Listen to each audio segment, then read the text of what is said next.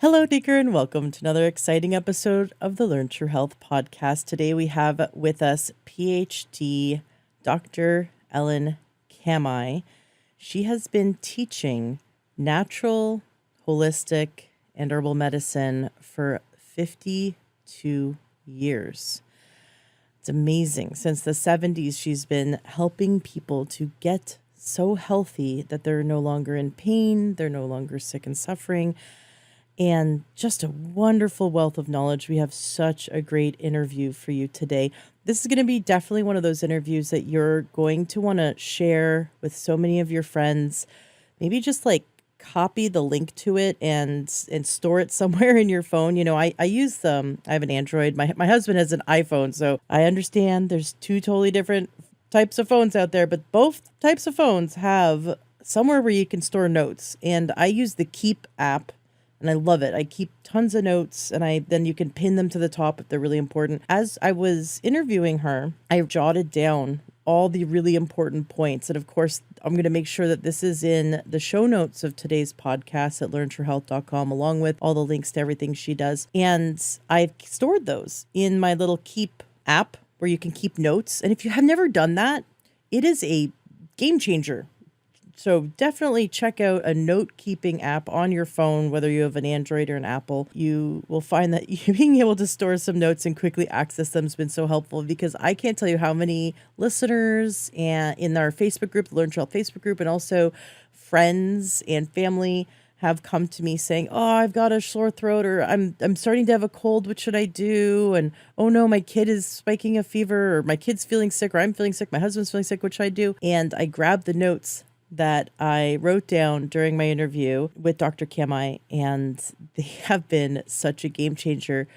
My family has also had quite the experience. Now, I interviewed her several weeks ago, so we've had this experience since interviewing her. I ordered everything that she recommended, and I've had it in my little medicine cabinet, or how she phrases it, the natural medicine chest. I definitely have a big natural medicine chest with a lot of cool herbs and homeopathy and phototherapy patches, and now the Vibe, which I run to when anytime someone in my family or a close friend who's visiting feels any symptom under the weather, we run to those and just blow it out of our system quickly. Get rid of pain, get rid of a headache, get rid of a little sore throat or a cough.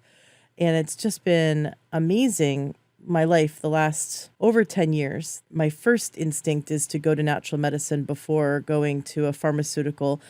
And now I so rarely need myself and my family so rarely need a pharmaceutical. And I just love that it was such a 180, that there was a time in my life where I was on constant medication, 20 years ago. And now it's so wonderful to have this reversal, where it is so odd and weird and rare to even think of having a pharmaceutical either over the counter or prescribed. But of course, these are tools, right? We have to be pragmatic. So have the tools, first of all, have the tools in your tool belt, so that when you get a scratchy throat in the middle of the night, you can go to them instead of waiting to get super sick. So this is what happened to us, is that we used her recommendations. Several of us, one of us would have a little sore throat, or the other one would kind of start feeling fluish, and we used them the moment we started feeling like that, and we were able to blow stuff out of our system so fast. It was really cool, instead of having it take hold. Of course, eating healthy and all the lifestyle things you can do,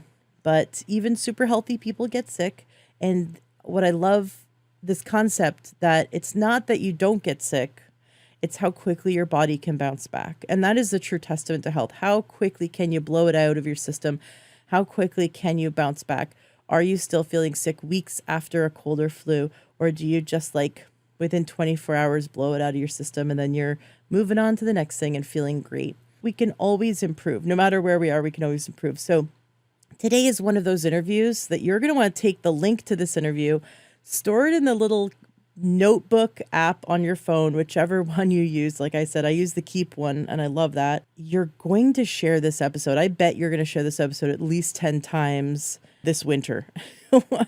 This is the episode that is going to help so many of your friends and family. Before we get to this episode, I want to let you know of a few other things that have been so helpful for pain and for immune, because this episode is about helping with natural ways to reverse pain, and also really important, how to blow out a cold or flu out of your system and get healthier and get back to life faster than if you just, I don't know, waited, just stayed at home and waited to get better. So these interventions are super helpful. The things that I have turned to that have really helped, the phototherapy patches. And if you want to learn more about them, you can listen to my 2 interviews, episodes 496 and 517. And you can also book a free phone call with me where I can talk to you about them. I can help you order them and order the right ones for you, and I can teach you how to use them. They're a real game changer. One thing that I accomplished by using them is I use them for an adrenal and kidney tonification protocol that gave me the energy that I had back when I was a kid. I don't know if you ever have thought, like, what happened to me? I used to be able to, like, get up and get on my bicycle on a Saturday morning and just, like, go, and then not come home until the street lights came on. And I was full of energy when I was a kid, and then something happened in my 30s or 40s or 50s, and now I'm just super tired. And if you're thinking, like, when did I lose that youthful, unlimited energy? You're going to love the phototherapy patches. I use them specifically with that protocol, and we have over 80 protocols. I did it for about 6 weeks, and I noticed that I was able to get a lot more out in the gym. Like, I went from 5 minutes on the rower to 23 minutes on the rower virtually overnight, having a lot more endurance. And there's a lot of athletes. There's a ton of pictures we have of all of the Olympic athletes wearing the phototherapy patches. RFK Jr., we have pictures of him. We see him in the gym wearing them. And that's because there's results. There's over 80 studies showing that it increases muscle output and recovery time, but it also increases healthy bone tissue. So bone density, we've had great experiences with that, where people go back and get their DEXA scans and show that they have healthier bones. There's increased muscle mass and increased output and recovery for athletes. But for me, I got that energy back. I used to watch my child. He's 9 now, almost 10. But right around when he was about 6 or 7, I had this aha moment where I'm like, I lost that. I lost that ability to just go at some point in my life. And, I couldn't keep up with him. And then I did this protocol for about 6 weeks. Somewhere around the second month, I just realized it was maybe 7 at night, and I was go all day with my son. We do activities all day. We homeschool, so we just do activity after activity. And I hadn't sat the whole day, and I wasn't tired.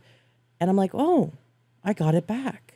And it's really cool because I did that protocol about 2 years ago, and I'd only needed to do it for just around 2 months, or just under 2 months, about 2 years ago, and I still have it. So it helped me. It corrected something, and it's so intriguing. So listen to those 2 episodes, 496 and 517, and then book a free phone call with me, because I'd love to chat with you. I absolutely love helping the listeners, helping you guys. I have the most amazing experiences chatting with you guys. So if you're a little intimidated or shy, please don't be. I love talking to you. I'd be so honored and so excited to be part of your healing journey and to talk to you. You just share with me what's going on, and I have so many resources that I can point you to. If you're suffering in any way, I'm offering you something for free. Just please talk to me for free. It's a free phone call, and I'll point you to a bunch of resources. And if you want to try the patches, you can absolutely try. They have an amazing money back guarantee. I have over 200 clients using them successfully, having great results. And the good news is that there's no risk. And if you don't like it, you can get your money back. And I don't have any experience with returns, because people get results with them. But it's good to know that there's no risk. Just try it. So go ahead and go to learntruehealth.com and click on Work with Ashley James in the menu. And then the very first option is scheduling a free phone call with me. It could be about 20 minutes long, but if you have a ton of questions, it'll go longer. And I'm just there with you to help you. And I can point you to a lot of great resources. So that's the phototherapy patches. They're amazing, especially for if a cold or flu is coming on. We have a protocol for that, and it really does work. At the height of a head cold, when you're all stuffed up, we put patches, these specific patches on the sinuses, and they will drain them within minutes. I had a friend kind of yelp because I put them on her and then she goes, "Oh my gosh, it worked." And I'm like, "Of course it worked." She's like, "I didn't think it would work." I'm like, "Well, what did you think I was doing? Like putting these things on you?" She's like, "I can't believe that works." And so at the height of a head cold, you will be able to breathe through your nose while you're sleeping. It's just, I mean, even if you just use them for as part of your medicine cabinet, your medicine chest, it's an amazing tool to have something that's drug free, that's all natural, that's not going to hurt you, that's even safe for children and babies, and it's so neat. The other thing I wanted to share with you is the Vibe. You can listen to episode 532 with Mark Fox. He's amazing. He invented a machine that is a pocket PEMF and frequency specific microcurrent machine. My family and I have been using it for several months. We've shared it with several of our friends and we are getting outstanding results. It is one of the coolest things I've ever experienced. It's right up there with the phototherapy patches. It's so neat. It's turned off headaches. It is turned off EMS pain. It actually helped me have an emotional, mental breakthrough. It helped me significantly with my PTSD. There's a PTSD setting and it is virtually gone. I've had such great emotional healing from it. It helps with sleep.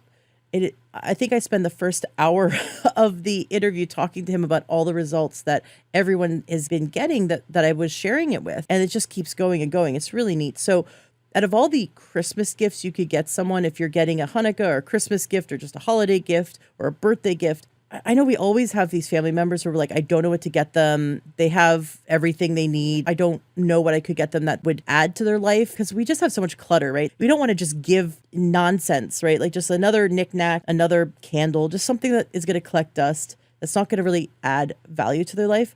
This will add value. This is the gift you give people that you think have everything. They don't have this, and it will add quality to their life and it will add health to their life.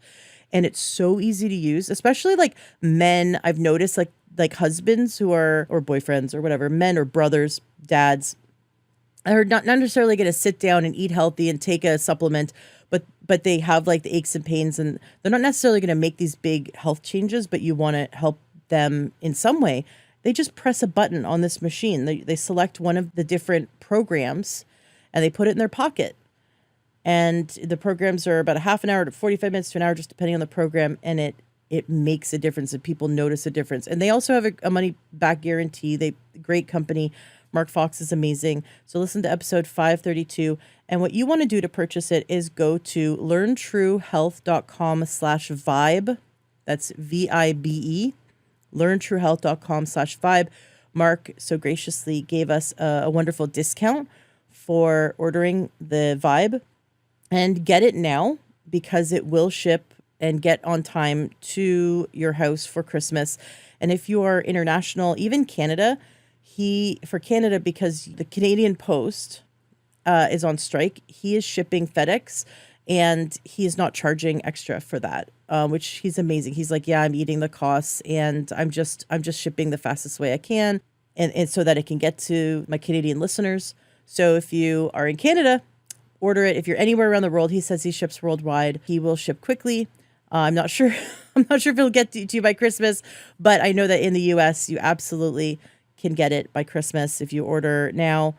And because he does ship fast. So that's learntruehealth.com/vibe. So that is the Christmas gift to get people. It is amazing. And tell your friend, hey, you use this. You got to use it. But if you don't, just give me that gift back because I'll use it for myself. And maybe that'll motivate them to use it. And have them listen to my interview, episode 532 with Mark Fox, where he shares the technology and why it works. And it does. And there are studies. He's been conducting studies, amazing studies on PTSD and sleep. And he's in the middle of conducting a study with blood sugar and with diabetics.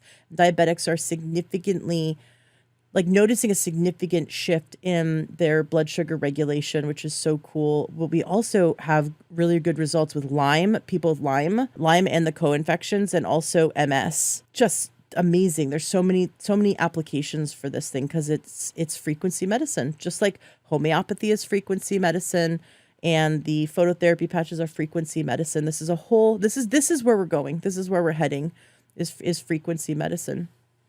Thank you so much for being a listener. And more importantly, thank you so much for sharing this podcast with those you care about. you want to help your friends and family and those you love and care about to get healthy, and that's why you share. And I do this podcast because I want to end the needless suffering of millions. So with your help, and I can only do it with your help, please share it with as many people as possible, because we are helping to change the quality of people's lives. And you don't know who you know that last night went to bed crying themselves to sleep because they're suffering. You don't know. A lot of times when we find out a loved one has ended their life, we were unaware of how desperate they were and how much pain they were in and how much they were hurting. So you just don't know. The people who are closest to you, you don't know if they're suffering. So first of all, love them, hug them, ask them how they're doing, and then ask them how they're really doing.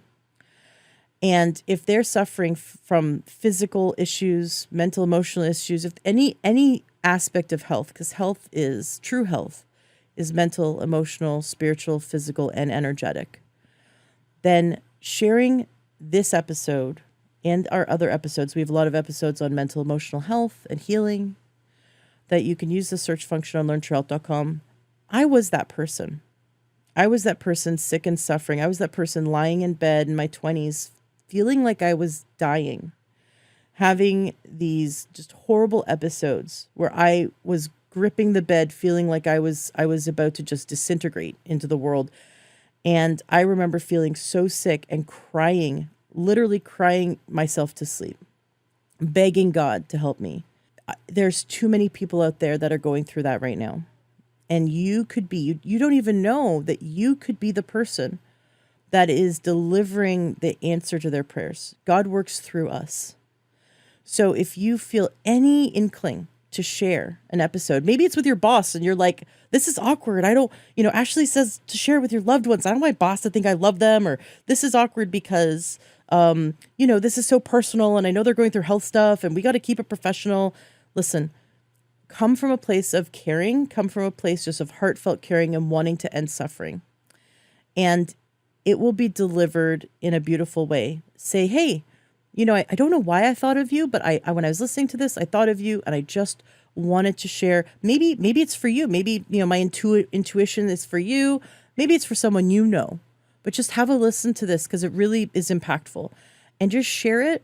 If you feel any inkling to share this episode or one of the episodes with someone you care about, if there's any, intuition to share, do it, because you could actually be creating a ripple effect, changing one person's life, and that one person, then it changes their family's life, and their family goes on to change multiple generations and all the friends and family they know. So it just takes that bravery, the deep level of caring and bravery, which I think that we need more than ever right now, to reach out, because we're so disconnected from each other, to reach out and say, hey, I listened to this, I care, and I want to share this with you. So this episode is going to make a profound difference in so many people's lives. I'm so excited that you're sharing it. Let's reach over 1 million people. Let's just reach. Actually, we've had well over many millions of downloads, but let's really reach millions of people. Let's get this to where we're actually making a difference. If you reach 10% of the population, it's like a tipping point. So that's my next goal. 10% of the world's population. Let's get that tipping point and share with as many people as possible to learn true health. Merry Christmas, Happy Hanukkah, and Happy Holidays. Welcome to the Learn True Health podcast. I'm your host, Ashley James. This is episode 536. I am so excited for today's guest, and I know you're just going to love that I'm introducing you to Dr. Ellen Kamhi.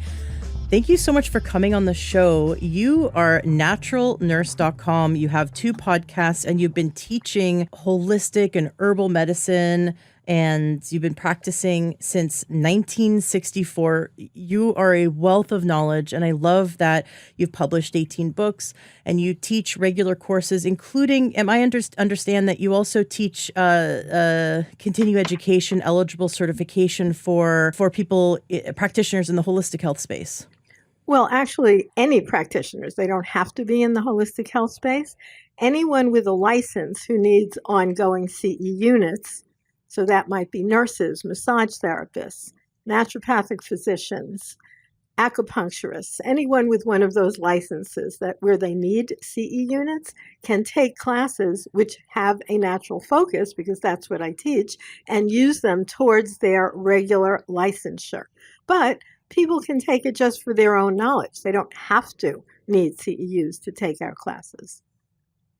Love it. And I've watched videos of you, and I definitely recommend listeners go and check out. There's so many videos on YouTube, but when I look at you, you're who I want to be when I grow up.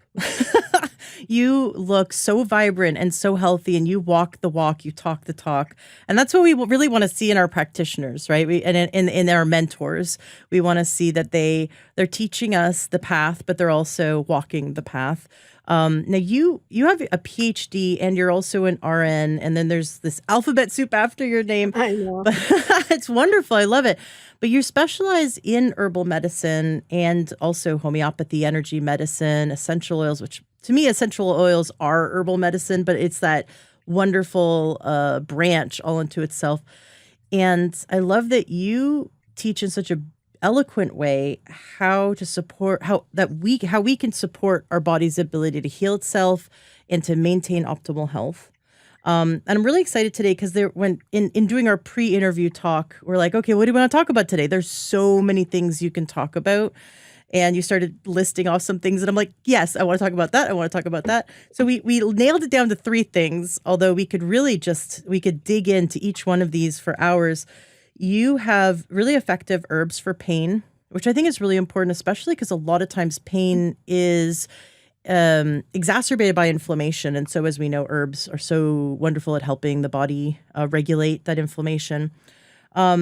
And then you have an amazing immune protocol that you've dialed in the last 4 years when people were really up against it. You know, I don't have to say what happened in the last 4 years. Everyone knows the last 4 years, but you've had over 5,000 people successfully do this herbal protocol when they were struck with a cold or flu and had great results. And then I love that you also teach how we can nourish the hypothalamus pituitary adrenal axis and really help our body to get into that healing mode and out of that constant stress mode, which then helps regulate so many of our functions of our body. And I believe women, we suffer because we drag our bodies through the mud and we believe the lies the MD tells us that, oh, you're just that those symptoms are just because of your age. And I rebel against that, because you can be super healthy at any age, and don't tell me I'm unhealthy because of my age. That's just total cop out BS. So I'm really excited to dive in, but I'd love for you to share a bit about yourself so the listener can start to learn how you came about loving herbal medicine and loving to share it with the world. Sure. Well, yes, going back years ago, I really was loving just nature in general. And I was teaching horseback riding at a camp. And then what happened was I fell off the horse during, teaching horseback riding.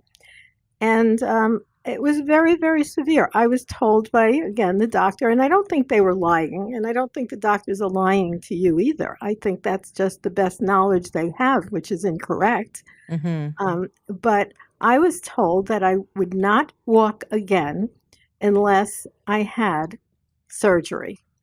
That's what I was told.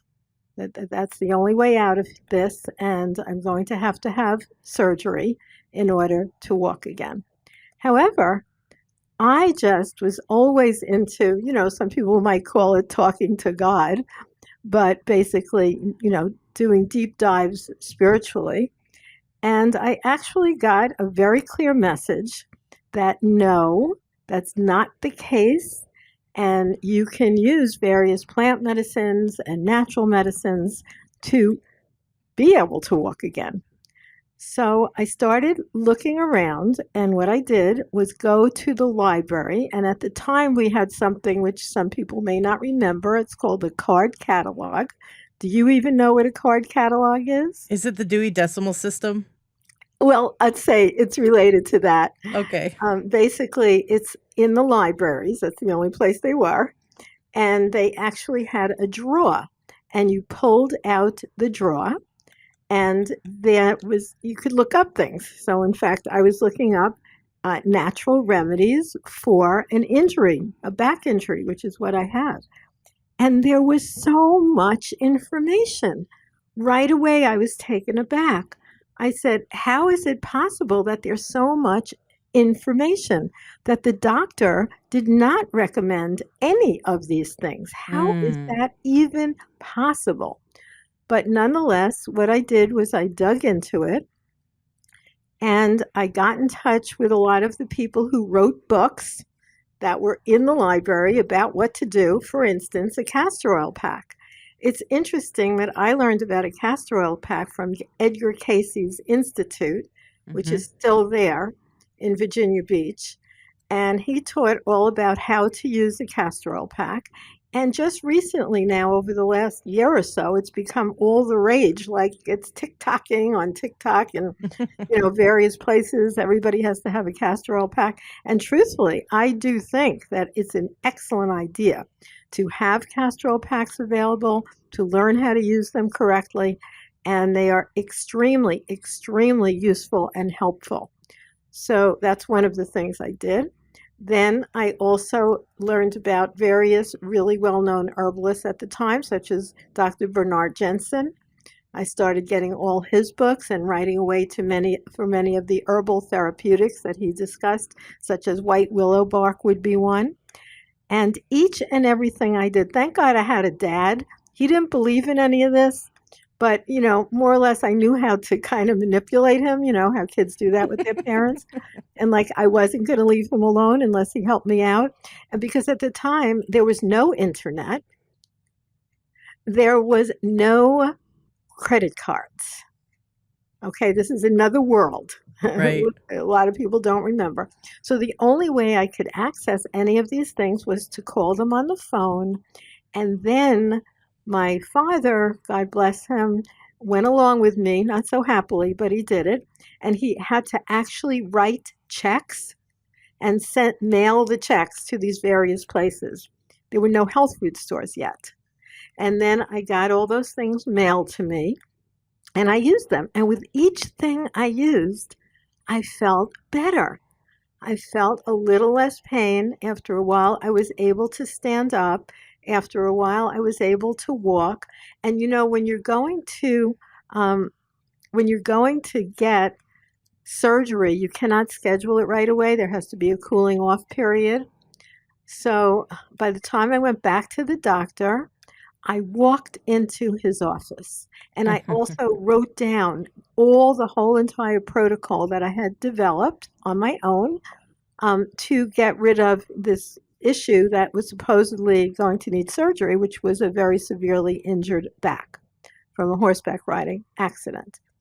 And I thought he would be Mm-mm. so happy that I walked in so I wouldn't need surgery. But he was not at all happy, quite the contrary. He looked very upset to see me walk in. Of course, I didn't know anything about, how much you get paid to perform surgery or any of Mm. these things. But I think that's how he was looking at it. Oh, that's not good. We can't schedule her. And then I showed him this whole list of everything I had developed that really helped. And I thought he'd be so excited to see it so he could tell all his patients how they can get out of doing surgery. But truthfully, that was not the case. He was rather upset, I would say.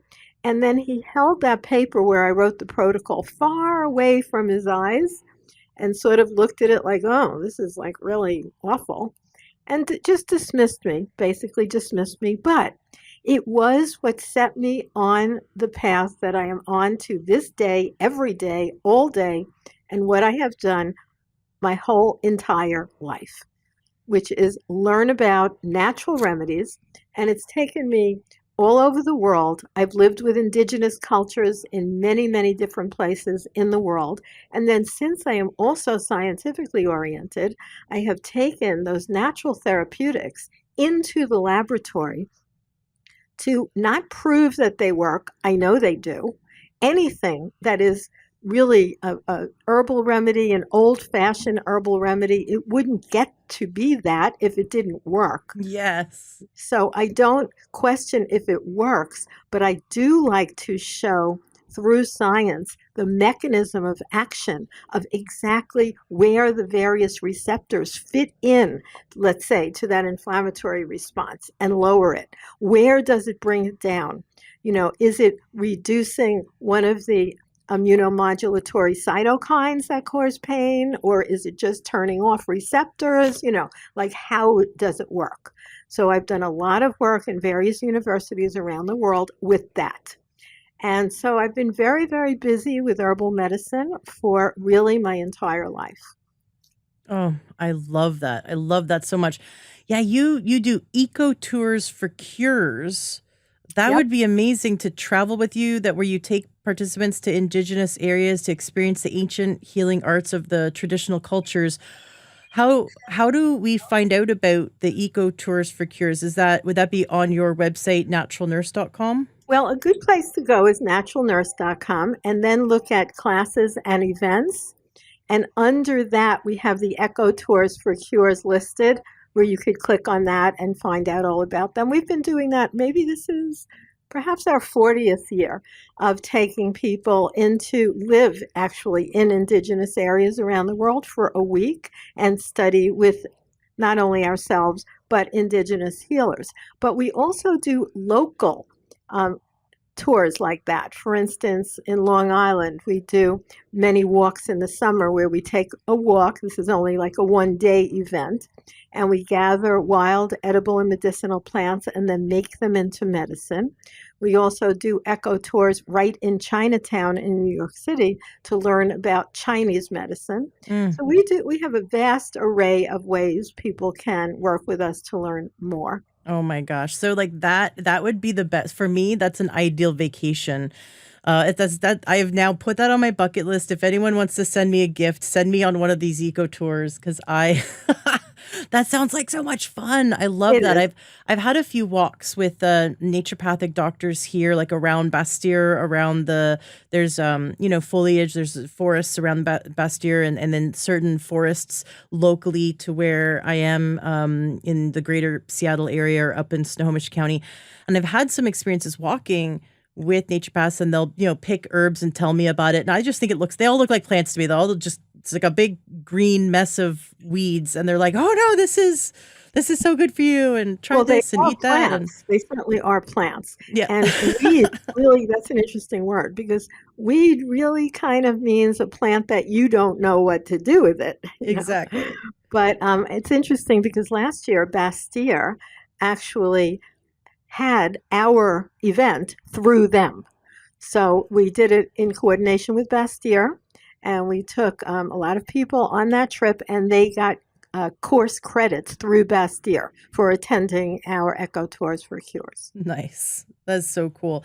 It's so empowering to learn about your local foliage and learn, that you can go outside, go walk in a forest close by, and you can start finding your own cures, finding your own, medicinals, wildcrafted obviously being best. But if you don't live in an area that close, you can start growing your own herbs. I know there's a naturopath here. I had her on my show, and her name is escaping me for a moment. I'll remember, but I had her on my show years ago, and she has a huge garden in her clinic, beside her clinic, and her patients grow their own therapeutics. They grow. So they talk together about what they need, and then they go out into the garden, and she shows them how to plant their own herbs and tend to them, and then come and pick them and harvest them and make their own medicine. And I love that getting right back to the earth, because God gave us the therapies that we need. God gave us the nutrition we need, and we, when we go back and look at the way modern medicine came about, they've really did this wonderful 100-year, wonderful meaning horrific, 100-year PR campaign to make us forget, to make us lose touch with so that they could just sell us drugs and tell us that that's the only answer, when we, our great grandparents, our great great grandparents had more of a grasp of natural healing than we did, and because they've made us forget. We've all fallen asleep, so we have to wake up and start remembering and start learning before this is lost. That's true. That's one of the assignments that everyone gets. I do teach a class called Natural Nurse Herbal Certification Course, and that's one of my favorite courses. It has 18 CEUs for anyone who needs CEUs, but anyone can take it. And once you complete that, you are on your way to be an herbalist. By the time you complete that course, you can actually know the right way to use herbal remedies for yourself and your family, as well as be apprised of our herbal language, like what's a cholagogue and what's a demulcent, and what do those words mean that herbalists would use to discuss a variety of things about plant medicine. And it's super affordable and super accessible. So that's a good class to take if you want to start on a path of knowing herbal medicine. And that I teach once a year. And you can find that at naturalnurse.com under classes and events as well. Love it. Love it so much. So let's dive in, because we've got a lot. I want to just squeeze your brain out and get as much out of you as possible. I'm really excited for us to start talking about herbs for pain. We're going to talk about that, immune stuff later, and also get into the HPA stuff. So touching on something that everyone needs to know. But what I love is where it all started for you was healing your back, but also I'm sure managing the pain that came from your injury. So these are some of the herbs you've been using and improved work to yourself first, and then you see how much they've helped thousands of people to get out of pain. But of course, when we're talking about pain, we're also wanting, from the holistic standpoint, we're wanting to help the body heal itself, right? So this is not just like taking an Advil or taking a Tylenol just to suppress. Herbs aren't just like a Band-Aid. We want to help the body come back into balance. But of course, we want to take people out of suffering. So I'm excited to hear what you have to say about herbs for pain. Well, certainly that became a very large focus because that's what really brought me into studying all of this. And so two of the main books that I wrote about that, one is called Arthritis, the Alternative Medicine Definitive Guide. And it's reversing underlying causes of arthritis with clinically proven natural therapies. And of course, that involves relieve pain naturally without drug side effects, as well as actually rebuilding joints that are damaged from osteoarthritis, rheumatoid arthritis, Lyme disease, and other problems, as well as regaining an active lifestyle. So those are all very important things. And this book is a bestseller called Arthritis. And then what we did is, just to make an easier, quicker reference journal, we also wrote a shorter book called Supplements for Pain, and that's also available as an ebook. That's really comprehensive natural help for all these inflammatory processes. And what's so amazing and wonderful about all these natural therapies is the amount of scientific inquiry, because I am very active now with the NIH. The NIH is the National Institute of Health, and they have an office for complementary and integrative therapy. And every month, by the way, people can join this for free. You can actually listen in on these amazing presentations that are done by top doctors at major universities throughout the United States and the world about these topics. And they are recommending that because the evidence shows that natural therapeutics are not only just as efficacious, they often work better, but equally, or perhaps more importantly, with a much higher level of safety. While the pharmaceuticals really can be very helpful in the short-term situation, but often bring your overall health and wellness down and sometimes are deadly. So there really should not be the first and only choice, which conventional medicine seems limited to. Mm-hmm. And with, I think some people have a significant mistrust. Their mistrust for doctors, there's mistrust for organizations. Even the NIH has increased in the last 4 years, just given what we've seen. And it's really frustrating because so many doctors suppressed or poo-pooed the natural remedies that, or even there was some longstanding drug-based therapeutics that were helping people get over COVID in the last 4 years. And there's a lot of misinformation. And what I would say for those listeners who feel like they have a distrust of doctors and of organizations, there's a coalition of holistic healers like yourself who are educators, and they're just taking the word doctor, which the root word is docere, and that means teacher. Our doctor is supposed to teach us. We're supposed to learn how to support our body's ability to heal itself. The modern MD is not living up to that, and they're not living up to even their Hippocratic oath. But there are people like you, even in these organizations, right, that are doing good. And so don't throw the baby out with the bathwater. Find these amazing healers and listen to them, especially you, because it's all integrated, right? It's just this big clump of of different therapeutics, and the more we can get the mainstream people to start listening to this and going, hey, don't just run to the drugs. This is actually quite dangerous to only go to drug-based medicine. And But that it what we seems fast and easy, if only it really worked. right. Like the vision is do whatever I want, do not eat healthy, do not exercise, do not pay attention to any of that. Do whatever I want, and when something starts to break down, take yet another pill and it'll all be fine. That would be great if it worked, but it doesn't, Yep. It's like the unfortunately. Jetsons, right? You think back to the jet. It's just like the Jetsons. You live in your little spaceship houses, and you have robots do things for you, and you get to be super lazy, and then just pop a pill for your nutrition and pop a pill for if your back hurts, and you're good. That's not how it works. It's not how health works, and we've been really fed this PR campaign of lies, and medical myths. However, So it's also true with natural therapeutics. Since I've been in this field, as you mentioned, since 1964, and I was also the head nurse at a major integrative medical center in Manhattan on the corner of 57th and 7th, right next to Carnegie Hall. It's a big, fancy place.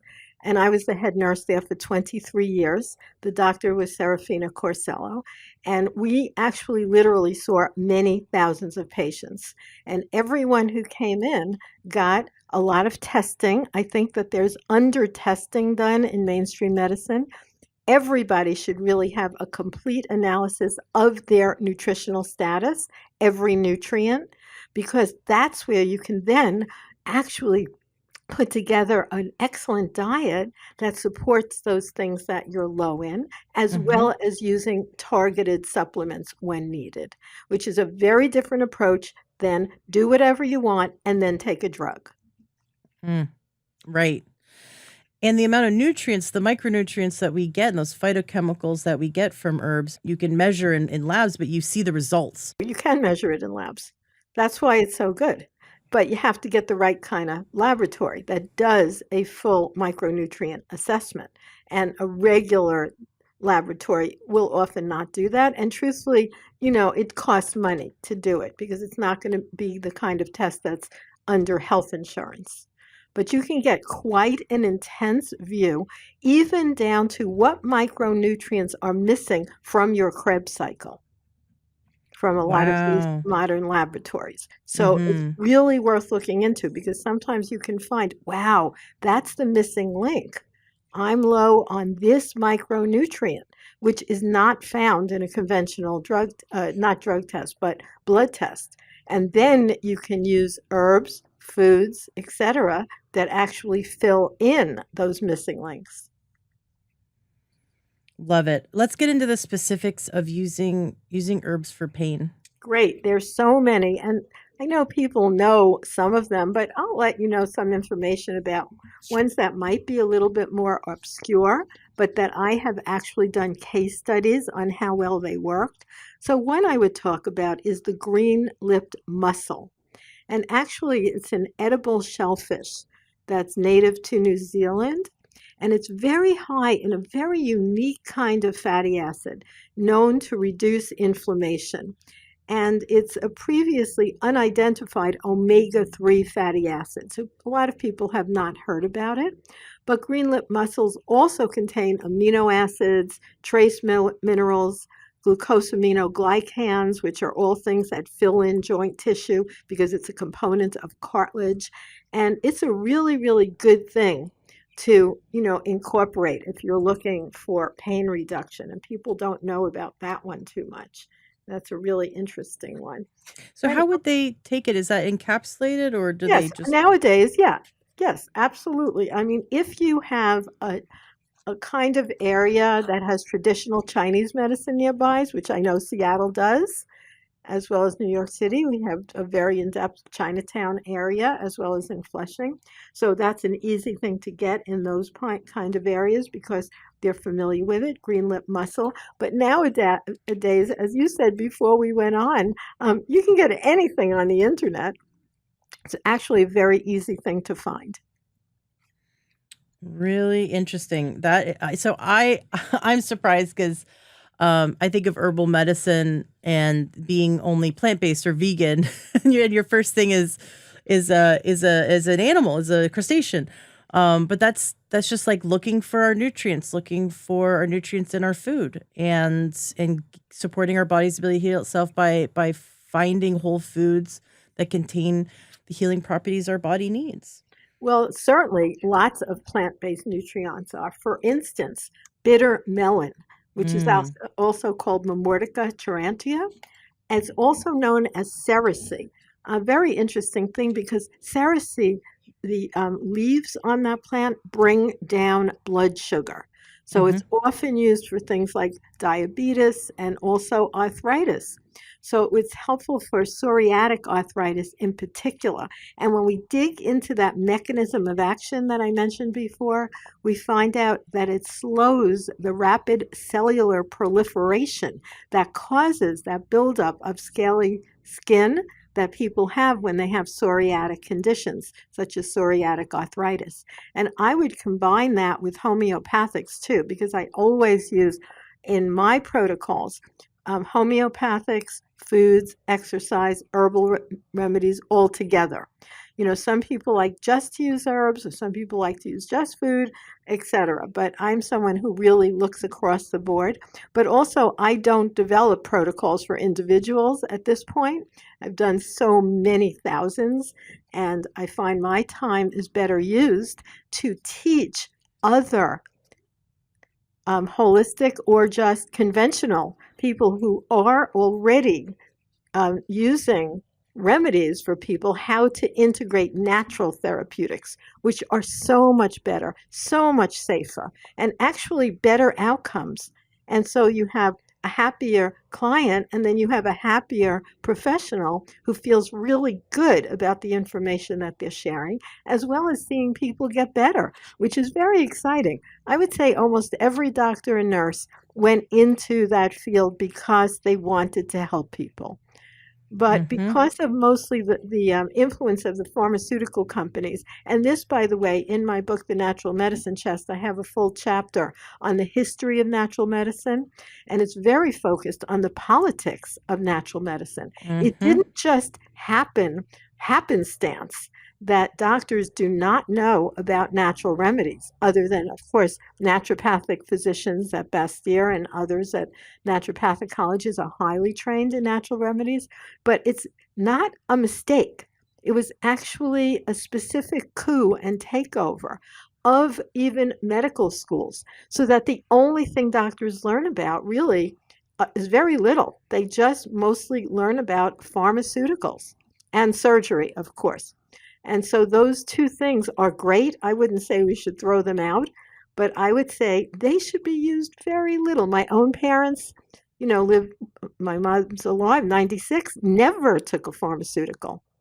Wow. My father lived to 95, never took a pharmaceutical. Amazing. So it's not like he didn't die. He died in 95 one day after running around all day, which he always ran around all day, after going out and drinking, out to eat and drinking and driving, which I kept telling him he shouldn't do. He told me when I get older than him, that's when I can tell him what to do. And, then he did have a sudden stroke and passed away. So it's not like natural things will make you live forever. But the thing is, it extends your wellness because he Hmm. was well till that day and then Wow. bye. Good way to go. So the thing is, there's so much overuse. Almost every individual I know is on 5 or 6 pharmaceuticals, and they all interact together and make you overall less well and do very little other than cover up whatever symptom you're taking it for. So I'm not a big fan. Hmm. And in the last few years, a lot of people participated in the mass medical experiment known as the COVID vaccine, and it was an experiment, and you shouldn't even call it a vaccine. It manipulated our own RNA, and I know several. I'm close friends with several people who dropped dead, and I know several children whose parents just thought they were doing the best they could with the information they had, and now their children are permanently damaged, or so far permanently damaged. It is sad. If we're going to go there, my own children, who are in their 50s, were never vaccinated. And they, I'm guessing, stayed away from the medical experiment. Yeah, I'm saying they were never vaccinated, even Never as ever. children. Right, Yep. correct. And they're And healthy and so healthy and happy. the thing is not necessarily, right? It doesn't assure health and happiness. It's just that I never actually was too thrilled about those vaccines. And now, like you said, there's so much information about why it's a really bad idea, in particular, the new varieties that they are developing. I just think we need to really take it slow and use critical thinking and not be so trusting with the pharmaceutical industry. That's true. Well, it can be helpful at some times. Yeah, it could Right. be No, of course, helpful. not throw it out. Like you said, don't throw it out, but don't be so trusting, especially when they want to provide something that they think is a prophylactic. When what we have is a rich range of natural medicine and herbal medicine that we can use to support our body's ability to heal itself and protect itself. Going back to pain, because I want to get into the immune. I know we're like easing into that immune topic and I want to talk about it, but I just want to make sure for anyone listening that's in pain, you've talked about bitter melon. You've talked about the green lip mussels, which is super interesting. I hadn't heard about them before. Or if I had, I forgot. Well, you know So, what is funny? There are some of these things on TV that say, it's going to get rid of all pain. And when you look into it, they're super expensive. And then when you actually read the supplement facts box about what's in there, they'll call it something like super pain away or whatever they call it, a lot of illegal names and facts. Um, and then when you look it in there, oh, it's green muscle. And then you can get just that from a much more reputable source, much less expensive as well. So it's always good to read those supplement facts box to find out. And then there's so many things like boswellia, which is a tree sap. That's one of the most effective natural remedies to bring down inflammation. and how do people take that? So boswellia is the same thing, if you've ever heard of frankincense and myrrh, Yeah. that's Hmm. what it is. And what it is a tree sap. So they have to, how you gather it, unless you have a boswellia tree, you're not going to be gathering it by your house, because how you do it is you actually slice the tree, and then this white sticky exudate comes out, and then that is scraped off and dried. And that is like frankincense that was used, thousands of years ago. And boswellia contains high levels of gum resins, and they are really, really useful, have been used for Ayurvedic medicine, which is a wonderful system from India, specifically for arthritis. And it contains boswellic acid, which is a very powerful anti-inflammatory and analgesic. So that really brings down that whole experience of pain while it's healing, the joints or whatever irritated area that you may have. So that's another really, really good one. So how do they take it? Do they? chew it or make a tea out of it? How do they So take that? boswellia is widely available, and now they just ground that resin and they either make it into a liquid herbal extract or in a capsule. So Oh, it's a okay. very, very easy thing to find. Got it. And before we move on to the immune, because I'm excited to get there, is there anything else you want to make sure that you mention about taking these remedies for pain? Well, one thing is, it's really better to work with a holistic provider, which, if you can find a naturopathic physician and be sure they actually went to a naturopathic college, or someone else who you get good news about them, that they are very knowledgeable. Because if you're on already a lot of medication, particularly drugs, and you just start popping all these other pills, albeit that they're natural, it's really not a good idea because these things can interact with each other as well. Right. So if someone's not on any medication and they're in pain or they had an injury, they could try one or more of these things, but better to connect with a holistic practitioner that can help them navigate this. Yes, it's always better to do that because then you have somebody on your side who's knowledgeable, and whether you are on medication or not on medication, you don't have to worry so much. But truthfully, natural remedies, although they're not free of side effects, have a much lower incidence. For instance, pharmaceutical drugs used as indicated, and this is right from the New England Journal of Medicine, is the fourth leading cause of death. I mean, of death in the United Mhm. States. That's pharmaceutical drugs used as indicated, you know? And That really, I mean, it's worth saying again yeah, that it's that huge. the doctor tells you how to use it, you use it, and it's the fourth leading cause of death in the United States, That's and right. I'm sure around the world has similar results because many countries follow the quote unquote modern medical system that the United States started. It is not off script. It is not off label. And I've seen doctors regularly prescribe off label. I had a neighbor once with, this was years ago. Young woman had lupus, and her doctor was giving her chemotherapy, off script chemotherapy to try to get her lupus under control. And I just wept for her. I Yeah, mean, she was that's usually 21 years old. methotrexate is used that way quite a bit. Yes, and it has this huge litany of side effects. It's amazing. It's worse than the disease that it's treating.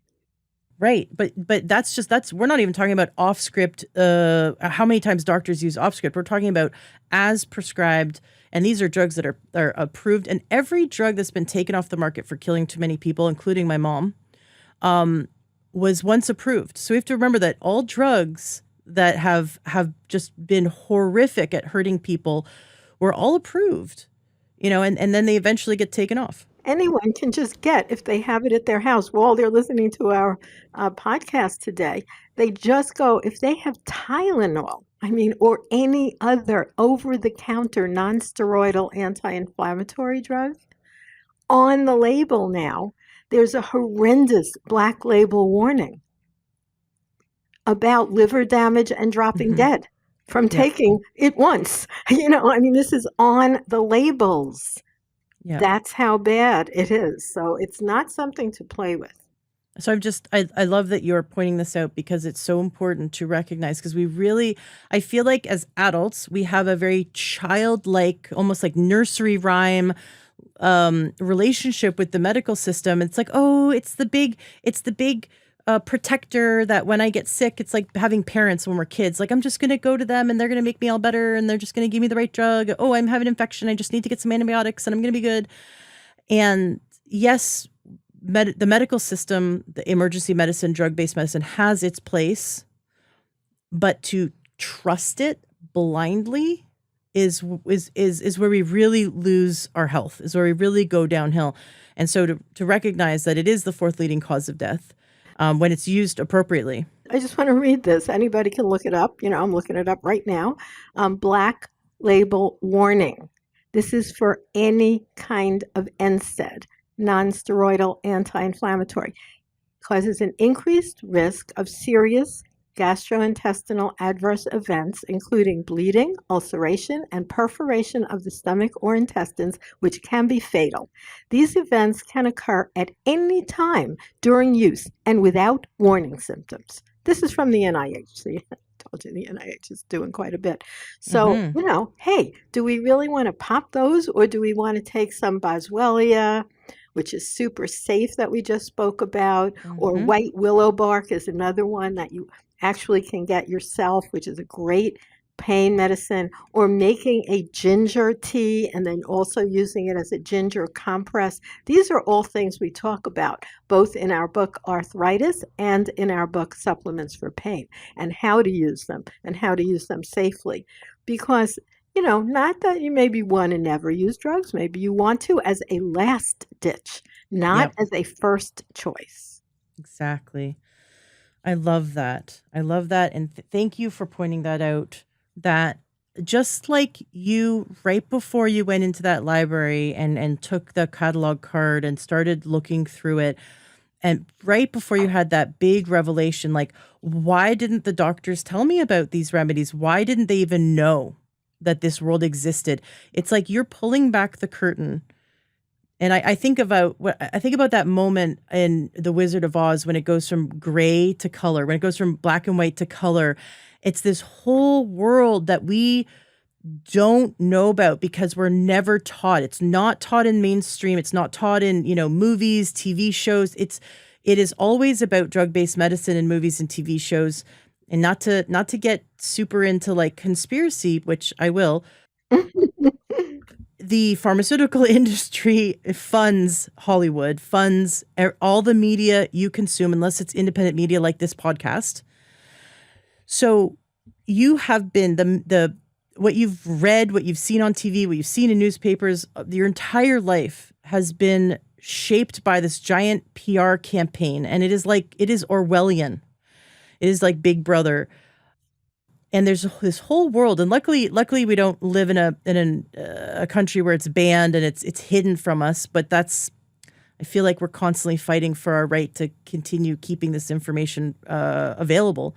There's this whole world. You're pulling back the curtain and showing that we could have in our medicine cabinet these herbs and tinctures. And if you have a headache or you have, a bruise, a bump, an injury, that you could reach into the medicine cabinet and find your natural remedies and support your body's ability to come back into balance. And then reserve those over-the-counter pharmaceuticals for your last ditch, like, I'm sick of being in pain and this isn't working. But so many times I've seen that these natural remedies work so well, and then you don't have the very scary side effects of sudden death. Yeah, how about that? It's true. Let's get into the immune. I'm very, very excited. I hate to feed into the propaganda, but we're coming into flu season, as they call it. But I just want to point out that people get the flu all year round. This isn't like just because we're indoors a bit more and have less sunlight. That doesn't mean you have to get sick, for sure. But please don't buy into the mass hypnosis that you will get sick. So I'm using the term flu season, but I'm not buying into it. I believe that we can all be healthy and have and maintain our health all winter long. But I'd love for you to share, what can we do first preventively? Like, what herbs would we want to take starting now and all through the winter? And what are the most important things to do to keep the immune system very healthy and Right. keep ourselves healthy? I actually believe that everyone should create for their home, and I have a book by this name. The name of the book is The Natural Medicine Chest. And I Yes. actually think everyone should have in their home a natural medicine chest already set up, because of many of the remedies we're about to discuss in terms of offsetting things like colds and flus, you have to use them at first sign. So it's Mm-hmm. not like if any of us have ever experienced that little sore throat at night and you go to bed and when you wake up in the morning, now you're coughing and sneezing, right? Right. When you had that first little tickle, that's when you have to start this stuff. By the time you get up the next day and get in the car and drive to the health food store, or the store's closed, or you have to ship it from Amazon, it's not going to guess they're pretty fast by Amazon. It might get there the next minute. That's what I find. But nonetheless, you're better off having this in your house. That's when it works best at very first sign. So we will talk about some of those things that people should have in their natural medicine chest. And this was actually the protocol I put together during that very challenging time.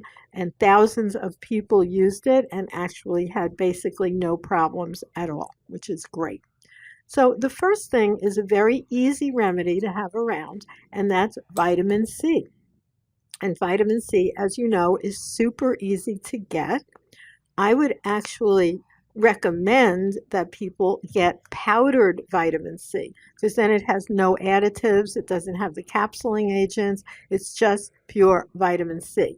And there are vitamin C's around that you can get that are sourced from natural things such as rose hips. In fact, you can make your own vitamin C by collecting rose hips. Rose hips are the fruit that's on roses.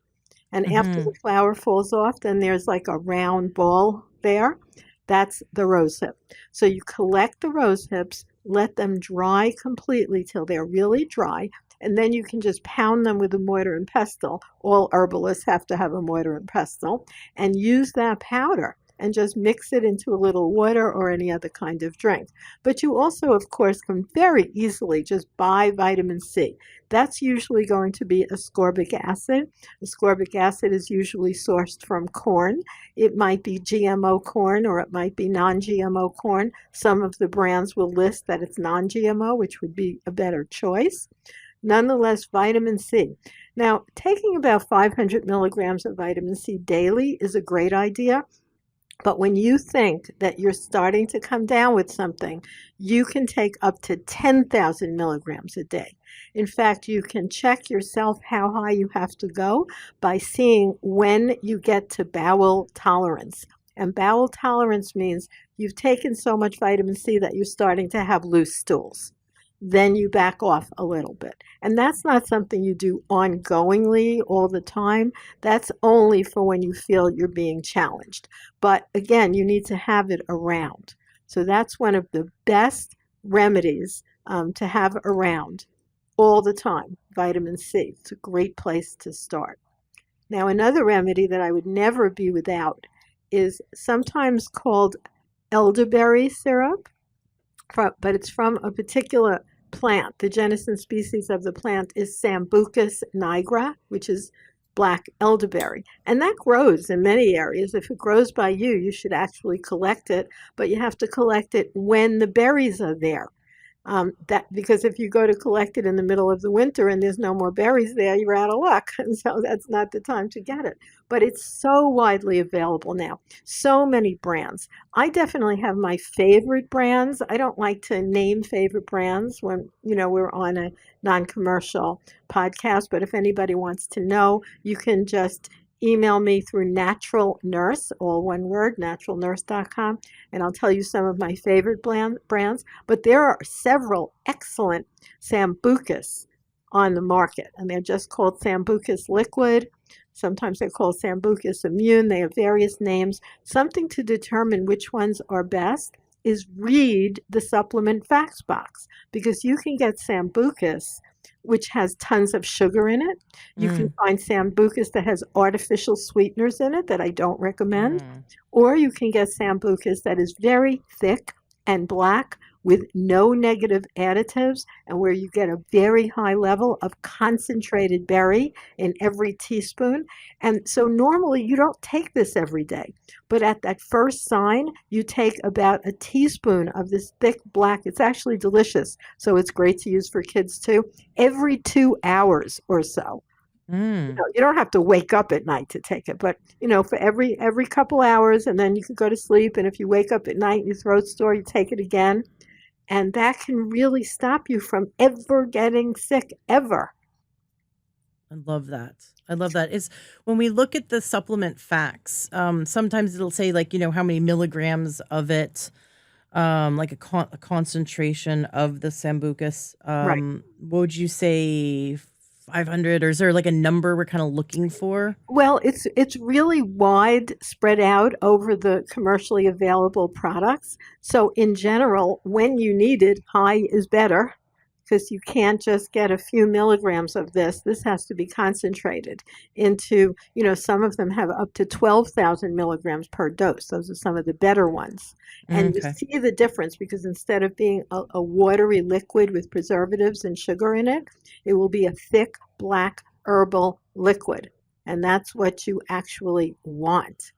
So, also, as I mentioned, I'm very into herbs, and we can get back to other really special herbs specifically for this. But I also want to recommend homeopathics because, in Yes. this case, nobody should not have right now within our listening audience, everyone should have this in their house, in their purse if they're a woman or a guy who carries a purse, in your glove compartment if you're a driver who goes places in your car. And this is called oxylococcinum. And oxylococcinum is one of the most important remedies to have on hand when you need it. It literally stops the development of any kind of flu-like infection in its tracks. But the trick is you must take it at the very first sign. You Mm-hmm. can't wait, not 3 days later, and then you're, coughing and sneezing and a runny nose. It's not that helpful at that time. But if you catch it right at the beginning, oxylococcinum, that's a homeopathic, not an herb. And super to have on hand. And it has become so popular. When it first came out, we were importing it into my clinic directly from Germany where it was being made. And now you can get it at Walgreens, CVS, anywhere. It's not an odd thing to get. It's super easy to get, super inexpensive, and super effective. No one should be without that. I love that. And so they take it, they put, some of the pellets under their tongue. We should never touch homeopathy. Just put it under your tongue, away from food. You can drink water, but a few minutes away from food and then let it dissolve under your tongue. How many times would you want them to take it? Like, is it every 15 minutes? Is it Okay, every so with that hour? particular thing with oxylococcinum, if you purchase it or if you have it, you will see the directions for use printed on the box will say take a whole tube, and it'll say something like every few hours, but you don't need to do that. All you have to do is it comes in little tubes. You can unscrew the Mm-hmm. plastic top off the tube and just pour from the tube however many of those little teeny balls, which is what they are, tiny pellets, fit in the top. And then you dump that under your tongue. You pick up your tongue and you dump it in the well under your tongue and just let it dissolve. And I would say you could do that every 2 or 3 hours until you forget to do it. Because after a while you go, oh, was I getting a cold or flu? Oh, I guess not.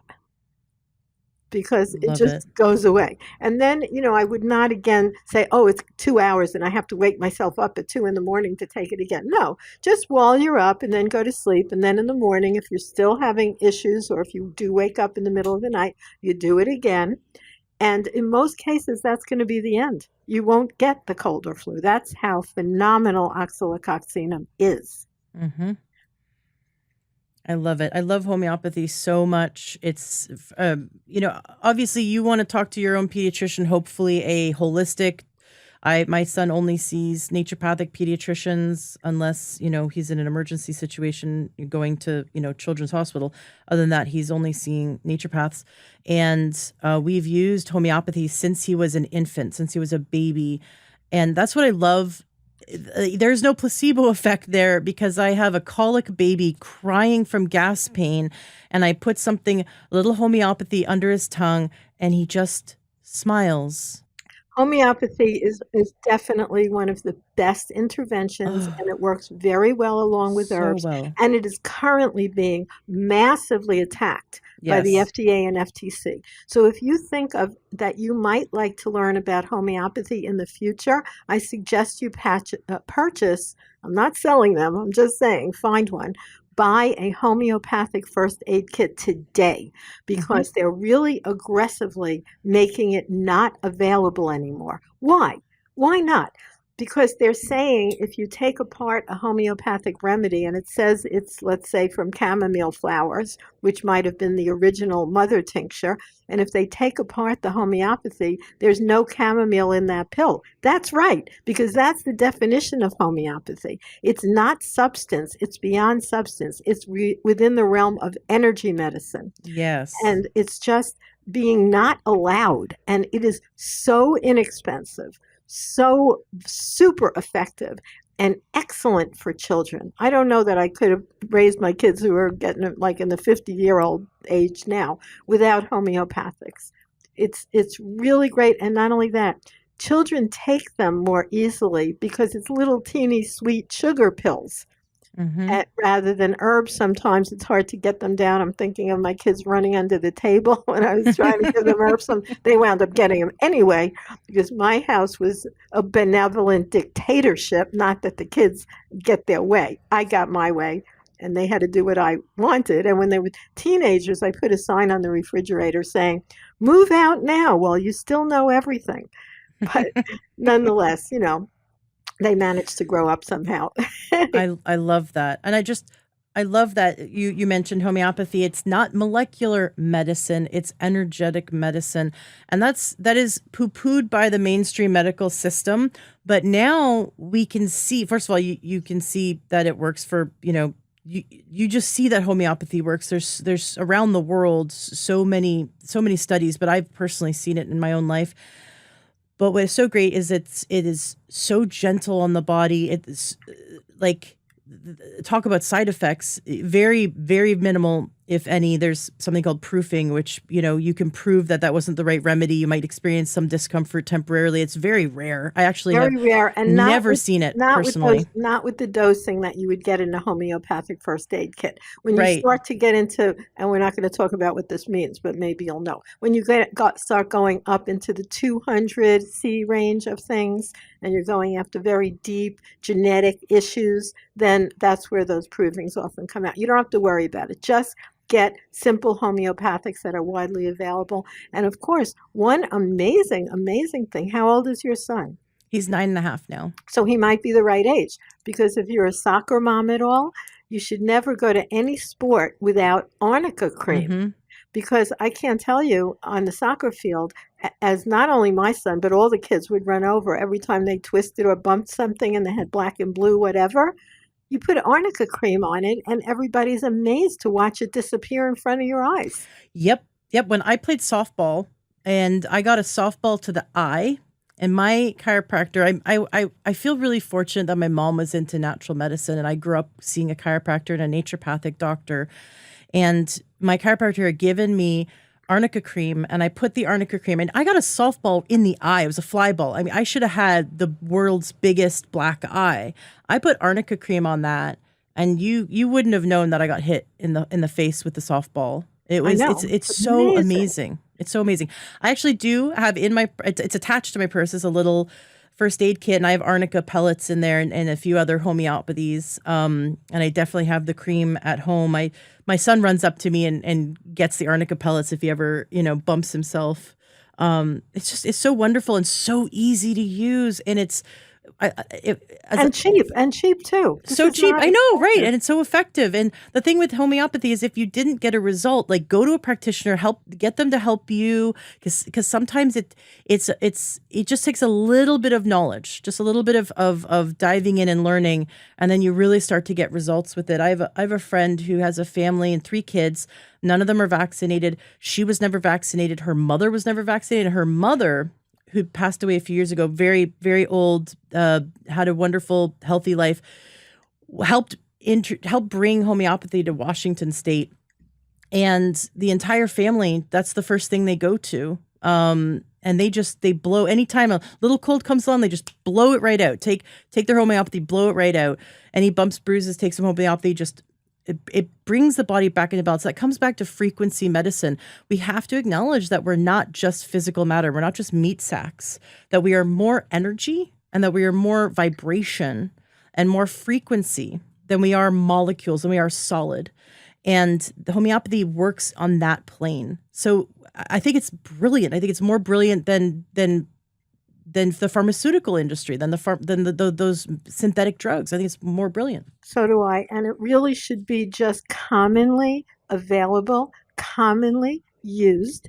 Every physician, which this is what the NIH is now saying, by the way, first line of intervention for every single patient should be food, exercise, some kind of relaxation technique to support healthy sleep, the use of botanical medicine first, before any pharmaceuticals are prescribed. And that would make everybody feel so much better, and it would really bring down the cost of healthcare as well as much more positive outcomes for everyone. Mm-hmm. Let's get into talking about, okay, so let's say someone didn't reach for their elderberry or their homeopathy, and they feel like they've got a full-on flu. Well, What do we there's do? other things where we go with that.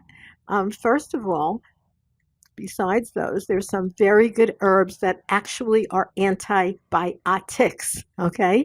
Yet, it is illegal to say herbs are antibiotics, but we're Isn't going to that tell you. wild? Yeah, Isn't that it kind is. of gross? It's such a, that's why I say it's so Orwellian. It's such a manipulation. We've been using herbs for thousands of years, that they're natural antimicrobial agents in them, that they help us to kill bad bacteria in our body. But yet a synthetic, man-made, patented product can only be called a cure. That is true. And then it comes in another thing that I do a lot of, besides teaching other practitioners how to incorporate natural remedies into their protocol, is I work a lot with natural product companies because they are so regulated by the FDA and FTC about what they can say. And especially somebody might make their own herbal remedy and it works really well and they get excited. So they decide to offer it to others, let's say on Etsy. And before you know it, the FDA and FTC are pounding on their door with a $3 million fine, taking their computer, all the herbs they made. I mean, they really wind up in terrible trouble. I suggest you do not do that. We might not agree with this overregulation, but you better believe it's there.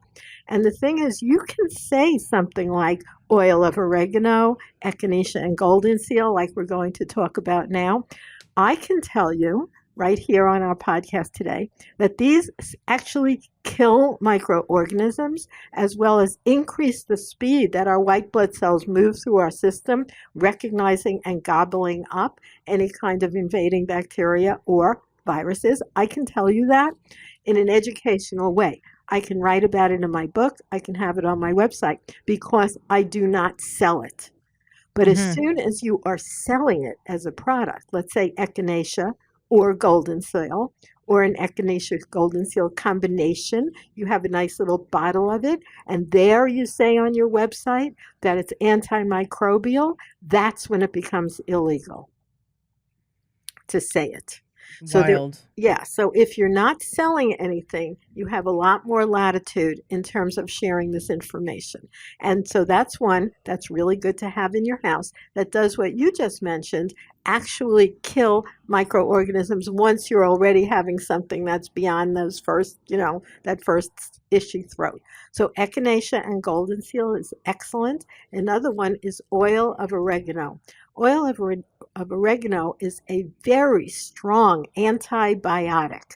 Now, as an herb company, people can't say that on their label. So they say supports immune function, even though it doesn't do one single thing for the immune system. It kills microorganisms, but you cannot say that. So that's why so many things will say immune support on them, because that's a fairy dance. We find that the FDA does not go after that immune support word, so they just slam dunk it on everything, even though that's not what it does. I'd love to understand. So with oil of oregano, is it kind of a nuclear bomb that just kills indiscriminately all the bacteria inside us wherever it touches? Yes. Or Yes, so it okay, does. so our good bacteria Will is also be harmed. destroyed. That is right. Okay. But you can go ahead and then, replenish with different kinds of microorganisms that are more healthy. You certainly can do that.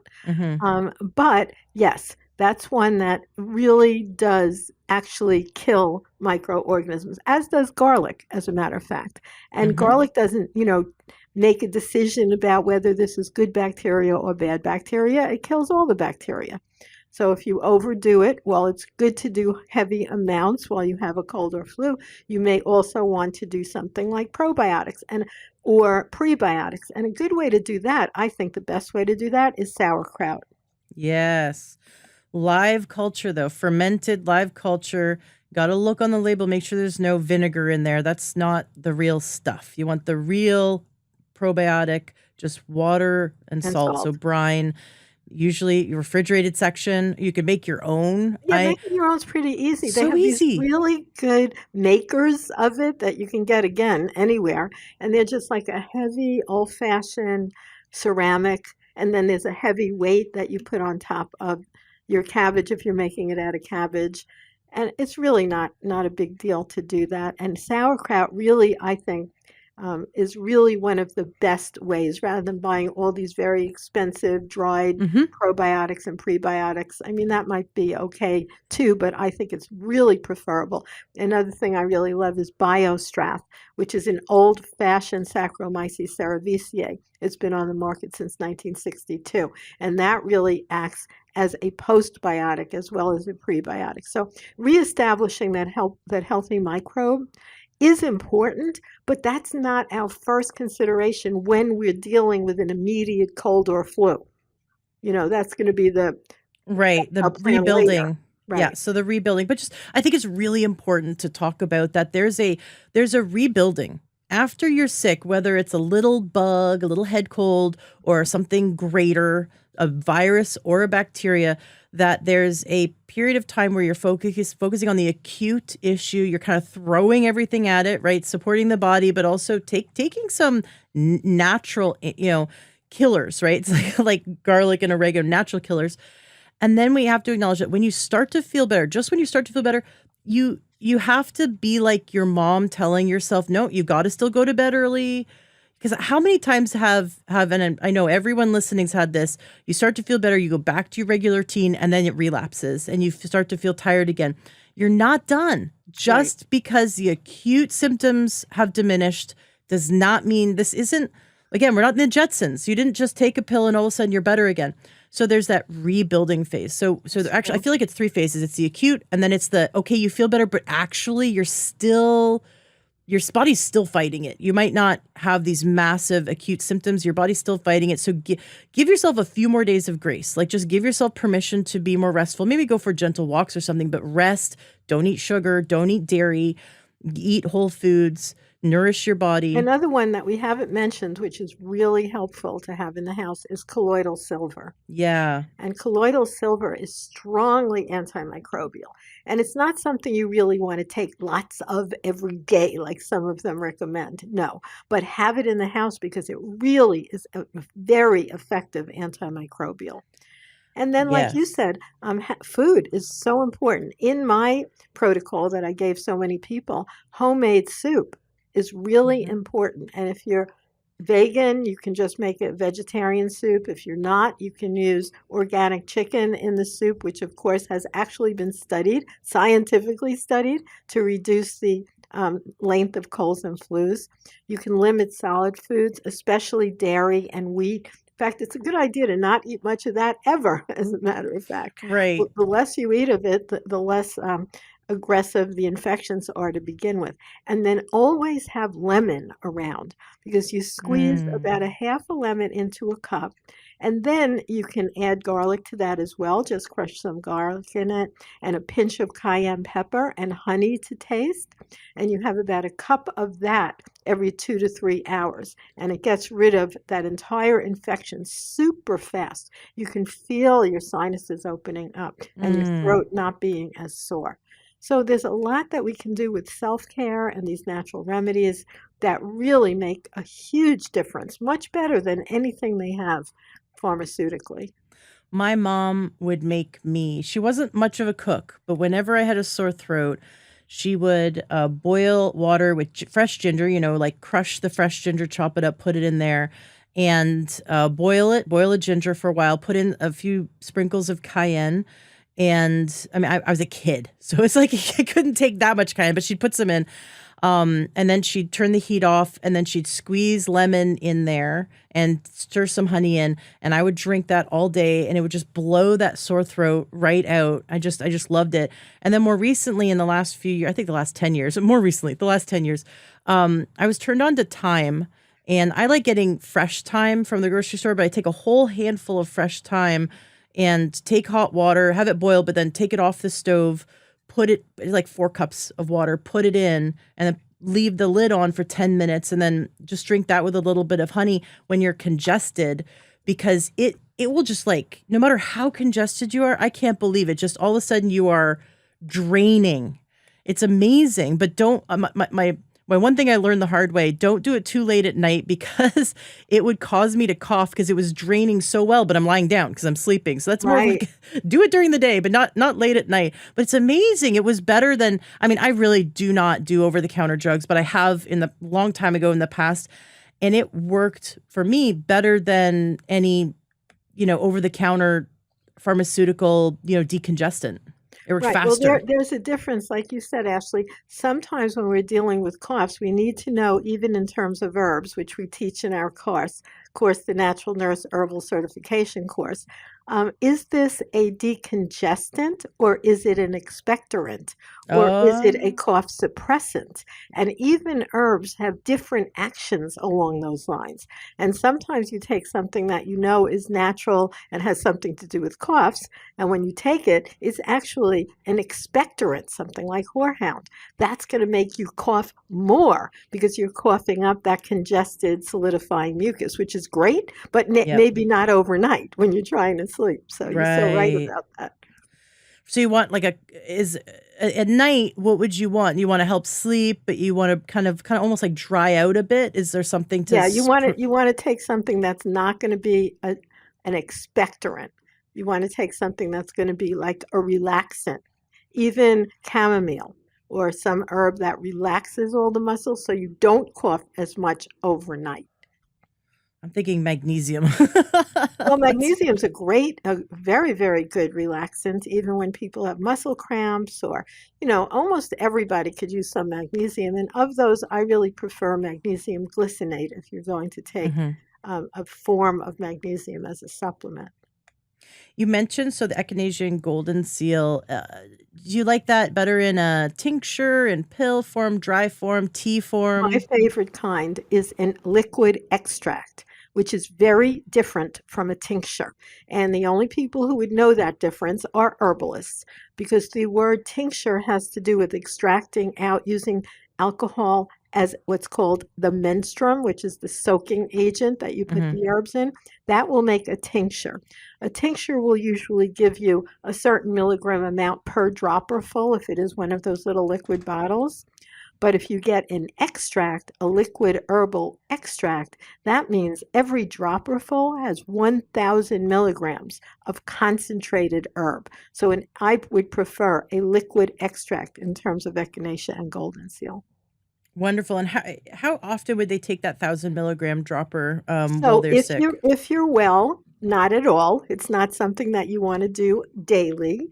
If you start to come down with something, you can take that much, maybe 3, 4 times a day. And if you're already in the midst of it, a dropper full an hour ongoing all day. But you don't wake up and do it again, just while you're up. Got it. Love it. Um, any side of sort of like overdose or negative effects, like if you take too much, you get diarrhea, that kind of thing. Is there Yeah, anything we should that's know? the main of most of these specific things that we're talking about today in terms of Mhm. using it for an acute cold or flu. Yes, if you overdo it, a common effect of that, which we'll call an unwanted effect, would be loose stools. On the other hand, sometimes that's exactly what you want because you get rid of the infection more quickly. And you can determine, whoa, I don't want to go like that much. And then all you have to do is back off, and that reaction will be gone. Got it. So don't be afraid of it. If you get loose stools, just tone it down a bit. Exactly.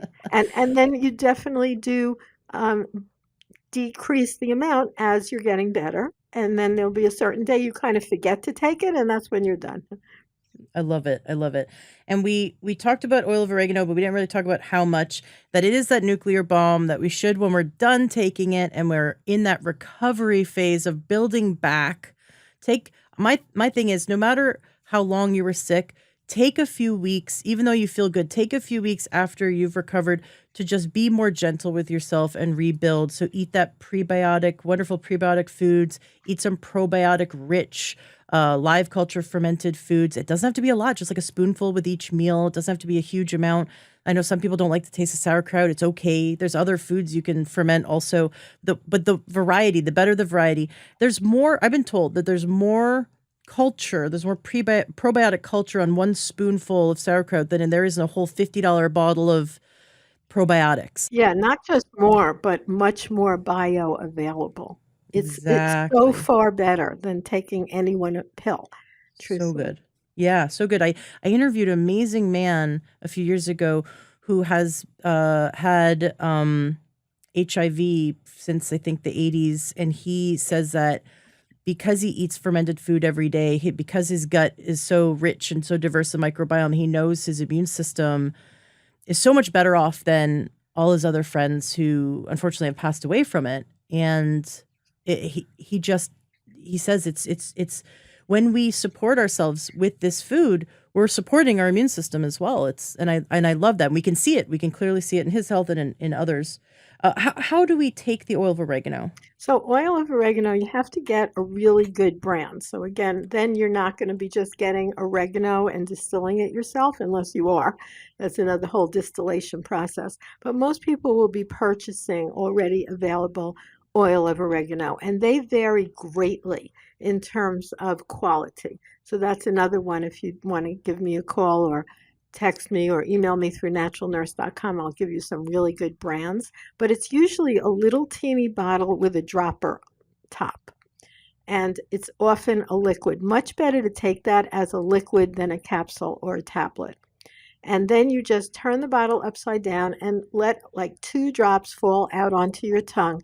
And I would say around every 2 hours when you're ill, not all the time, because this is something that's aggressive against good probiotic type bacteria as well as negative. But Hmm. it's a really good thing to use for that cold or flu season. Love it. And is there anything else that is really important that we are aware of? I think if we did all of this, we'd be really good. Everything you just mentioned, I think we're set. But is there anything else that you want to make sure we know about? Wonderful Chinese herb that I have found amazingly reverse any of these things, especially if used early on. And that's a Chinese medicine called Gam Mao Ling. And it's GANMAOLING. And it is an herbal, and it is a mixture of several different Chinese herbs, including Izatis, which is strongly antimicrobial as well as supporting to the immune system. So I would say those are a very, very good thing to use. And is this like a compressed herb Yes. pill? Yep. Okay. And they And have how, it in Chinatown. You can get them with no coating. Sometimes they have a coating, but they often don't. It would just be like a black combination of herbs. And that really works amazingly well if you catch it at the beginning. how how much and how often would we take it? So usually those come in little pellets or tablets. So you actually take 5 per dose for an adult, and you would take 5 every 2 hours or so. Again, you don't wake up at night and do it until, basically the Hmm. symptoms go away. Now, if you're already in the raging state, that's not too helpful a remedy. Got it. Got it. So yeah, a lot of this is catch it early, and I love that. You had mentioned colloidal silver. I interviewed Dr. Keith Muller, who's a naturopath that talks about nano silver and the difference between colloidal silver and nano silver, which is really interesting. A good interview to go back on. There's over 400 studies on nano silver and supporting immune function, and also just like how wonderful it is at killing even MRSA. They have great results with it. So I love that. And then you'd mentioned vitamin C powder. What do you think about acerola cherry powder? Great. Good Cool. choice. I But like you the have to flavor. check the brand because some people might have acerola cherry powder, but then they're adding in maltodextrin and all these other additives that you may not want. But that is a good choice, like I said, if you make it yourself, because acerola cherries, we can gather them here in Florida, and they remind me a lot of rose hips, which are also very high in vitamin C. Nice. Love it. So and a lot of this is safe for children. Is there any warnings or what wouldn't we Well, wouldn't we oil of do for oregano kids? is a little rough. I Yeah. wouldn't necessarily drop oil of oregano into a child's mouth. I mean, in fact, a lot of people, even an adult, when you're going to try good quality concentrated oil of oregano, I would just use one drop and put it in water first. Mm-hmm. It's Because pretty intense. yeah, it's very intense. It Yeah. does kill microorganisms, but I have seen more than one person have to be hospitalized because they had a sensitivity or an allergic reaction to it in which their entire mouth blew up. Very Oh my serious. gosh. So it's not something to play with, and I would not use that for children. Right. But you know what? The elderberry, usually that's like all I have to pull out for my son, like the thick elderberry, not the gummies, not the little candies that they call, the little like the things you suck on. Why am I forgetting the word for that? Yeah, gummies, yeah, But thank you. lozenges, yeah. Yeah, lozenges. Thank you. Not those. Give them the syrup. Just go straight for the good stuff. Yes, it's expensive, but that's just you want to get the good stuff. And usually shoving that in my kid's mouth a few times a day when he's first starting to have have flu symptoms. That's usually what kills it. What brings us right back. Well, we know why. Again, that mechanism of action. What elderberry does is it is not an antibiotic, like is oil of oregano and some of Hmm. the other things we discussed, like golden seal. How elderberry works is it interferes with virus having a mechanism of reproduction.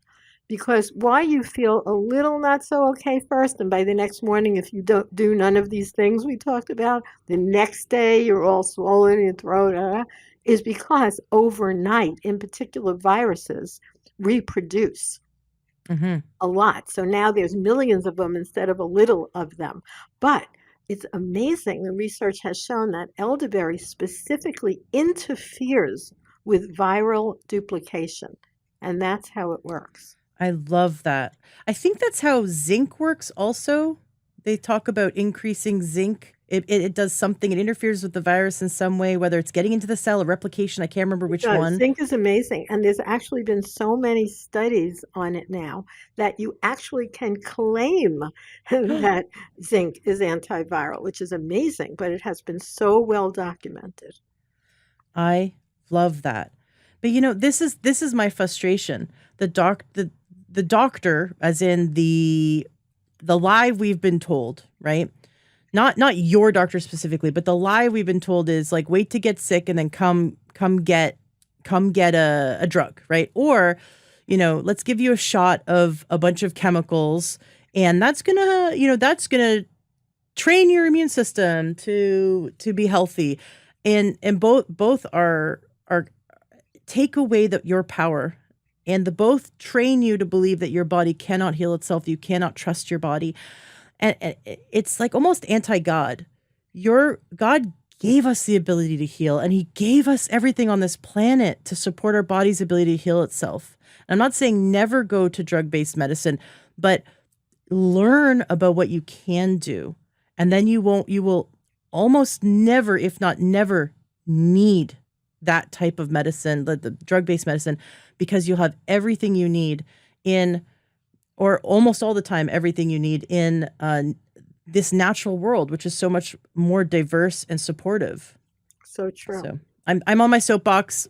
I just get I get excited because that's what I suffered for so many years. I was sick for so many years. I was on constant antibiotics for so many years, and it was food, and then it was natural medicine that got my health back. And that's why I do the podcast, because I suffered for so long and I reversed all these health issues. And I want to help those who are suffering needlessly to know that this information is out there. That's Because great. Yeah, and also I'm really excited about your courses. I think my listeners will be as well. I'm very interested in taking your herbal medicine course. Um, I've just been self-taught for the most part, and I like to pick people's brains, as you can tell. But I just think that this is something we all should dedicate time and energy to learning, especially moms, because we're the head of the household, That's especially also when it fun. comes to everyone's health. I was just reminded this week, you know, as a wife, I am kind of in charge of my husband's health, right? I know I cook healthy for him, but I also kind of have to check in on him like a mom does a child, and that's what we do. We have to take care of each other. And so it's good for us to know this information. Do It's you have true. anything else you want to say about immune before we go to the next topic? So these are No, and herbs. I have, other than I have no more time today. So, Oh, okay. Well, we yeah, can wrap it up then. That's no problem. Um, I would love to have you back on the show. Um, absolutely. I would love to dive in deeper, and thank you so much for spending all the time you did with us. I know we had some internet issues that we had to overcome, which cut into our time, unfortunately, but we did go through some great information. And some of these things you talked about are those that we take temporarily, just while we're sick. And then there's certain things we could take all the time. Like you said, you could take vitamin C. You could drink acerola cherry powder every day, like 500 milligrams every day, just for overall health. To wrap up today's interview, is there anything you would like us to know about what is good for us to look into for general, overall, everyday health? What are some things that are just really important to have kicking around that we use every day? Yeah, I would say a very simple thing is, first of all, eat whole food. For instance, in my refrigerator, there's nothing with a label on it. So what's there? Food, not packaged food, not processed food, not ultra processed food, none of that. Cut down on wheat. Almost everybody, if they eliminate wheat, except maybe once a week as a little treat or even not at all, will feel better because it reduces inflammation. Remember, we started our conversation with pain. Pain is usually due to some kind of inflammatory process. So that would be a really good place to start, as well as looking at your spiritual life. How are you connected to joy? What Mm. supports your overall healthy brain and in a way that just makes you happy, and do more of that, even if you have to not do some of the other things that you think you have to do. So those would be good places to start. I love it. Thank you so much for coming on the show today. I would absolutely love to have you back. Thank you for inviting me, Ashley. The best place for people to find me is just naturalnurse.com. Wonderful. And I'm very excited. I'm definitely going to dive in and check out your courses because I am always looking to learn more, as my listeners are as well. And I'd love to have you back on the show. This has been wonderful. Thank you. Have a great rest of the day. I hope you enjoyed today's interview. It was just so mind blowing. I absolutely love Dr. Kamhi, and we're going to have her back on the show for part two. In this episode, we got to talk about pain. We got to talk about, helping the body to repair from injury, and of course, cold and flu.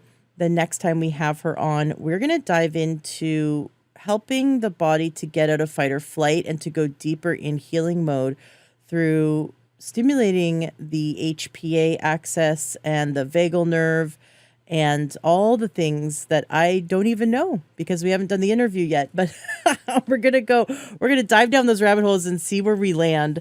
And I know I definitely want to talk to her more about her courses that she teaches. And I'm so excited for her upcoming course. Definitely check it out. I want to let you know that if you haven't already made an appointment, it's a free consultation with Jennifer Saltzman. Go to takeyoursupplements.com. Jennifer Saltzman is absolutely phenomenal. And the supplements that she works with are the same ones that helped me get my health back 13 years ago, coming on 14 years. They're the reason why I was able to conceive. I was told I'd never be able to have kids. They're the reason why I don't have type 2 diabetes, chronic adrenal fatigue, why I don't have infertility, why I don't have PCOS, and just got my life back. So go to takeyoursupplements.com. She has a wonderful program and she works with you. It's an individualized system.